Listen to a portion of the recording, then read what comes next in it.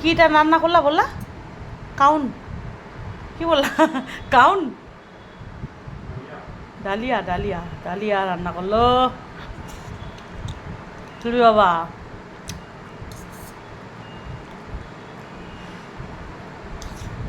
মাথাটা না ভেজালেও হবে, তুমি স্নান করে নাও।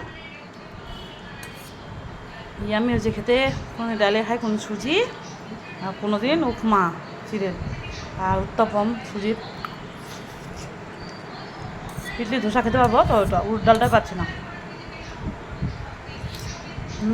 খেতে ভালো হয়েছে। এখন স্নান করলাম মানে তাও ছিল এগুলা খাবে ওরা। ডিম ছিল।